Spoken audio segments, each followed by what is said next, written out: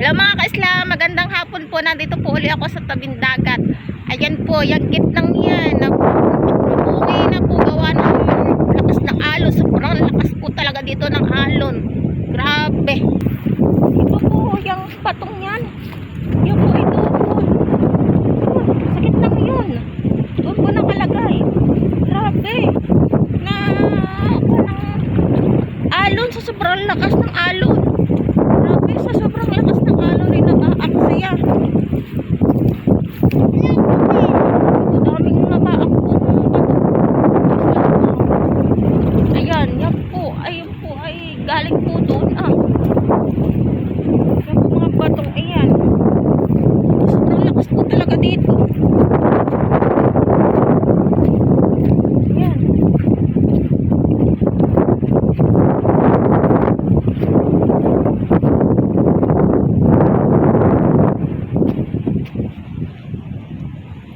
Parang init naman ngayon. Grabe. Nabungi gawa ng alon.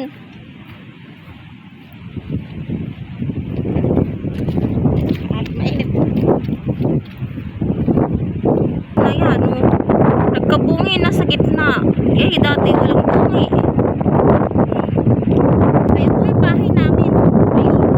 Naabot pa po yan ang alon. Po namamasag sa aming bahay yung alon. Kaya po nasira yung aming bahay. Doon po nabasag ang alon. Yan po niyog na yan na. Yan. Yan po niyog na yan. Yan ka-Isla. Yan po. Yan. Yan po ay na. Ako nga po napapatakbo pag na ano yung alon. Eh ako po natakbot. Madadala po ng alon. Ayan po. Malinis po.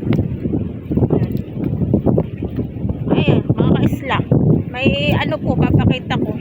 Sa sobrang lakas po ng alon dito, lakas ng dagat.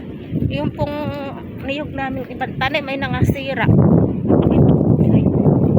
Nakuha po ang dahon ng niyog. Ayan po. Ayan po. Abot po ng alon.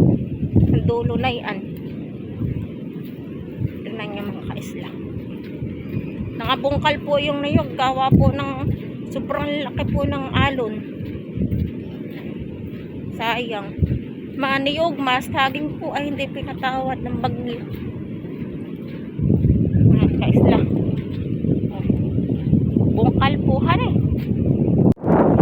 Kaya sobrang lakas na naman po ng hangin. Para na naman po may sama ng panahon. Yung po aming likod na ng bahay ay naging putik po hangin na po. Naging white sand na. Gawa po ng alon. Ay doon na po kumuha ng mga buhangin sa aming bahay. Ayan. Ayan po. Sobrang lakas na naman po ng hangin dito.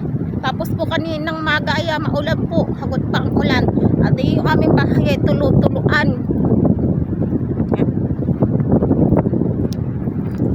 Pero ang bahay namin naabot ng alon. Iya, grabe nga po. Ako nga po, takot na takot. Ayan po, linis po. Dinaig pa po ang nagpatabas.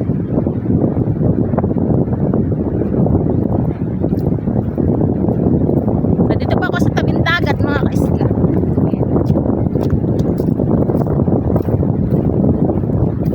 Yung pong iba naming gamit na tabla ay nakuha na namin na ito sa malayo na. Kung saan na po namin nahagilap yung mga gamit namin. Ayan po.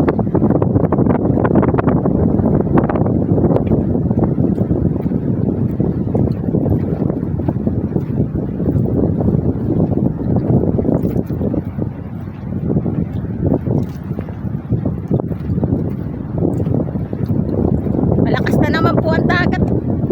Malakas na naman po ang dagat dito sa amin. Iyan, naninilaw ang dahon ng niyog gawa ng ng tubig ng dagat.